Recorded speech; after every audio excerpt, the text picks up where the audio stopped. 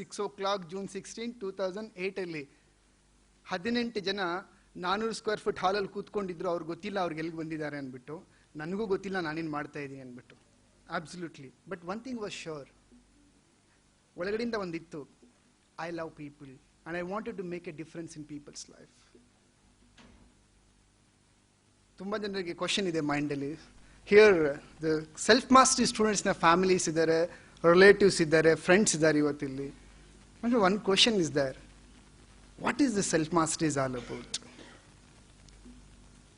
Let me start with a beautiful story which I received just 4 hours ago in an email.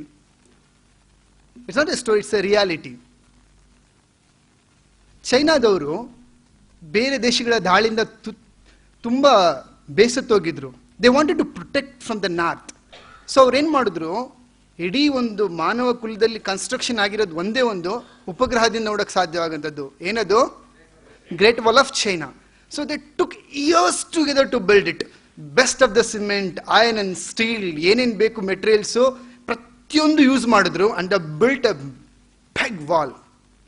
And centuries together, they were enjoying the security of this.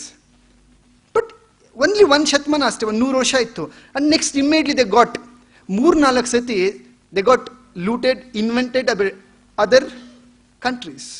You know why? Chinese were thinking, we have a big security. ಏನಿದೆ ನಮ್ಮಲ್ಲಿ? Great wall of China ಇದೆ. But ಆ 3-4 ಸತಿ ಯಾರು ದಾಳಿ ಮಾಡಿದ್ರು, ಅವರು ಆ ಒಂದು ಗೋಡೆನ ಹತ್ತಿದ್ದಲ್ಲ, ಗೋಡೆನ ಒಡೆದಾಕಿ ಬಂದಿದ್ದಲ್ಲ, ಸ್ಟ್ರೈಟ್ ಅವೇ ಆ ಗೇಟಿನ ಮೂಲಕ ಒಳಗಡೆ ಬಂದರು. Do you know how? By bribing the people who are holding the keys of that gate. China was completely blind spot ಆಗಿತ್ತು ಯಾವುದ್ರ ಮೇಲೆ. So we have this, but they were not built the trust and the respect among the people.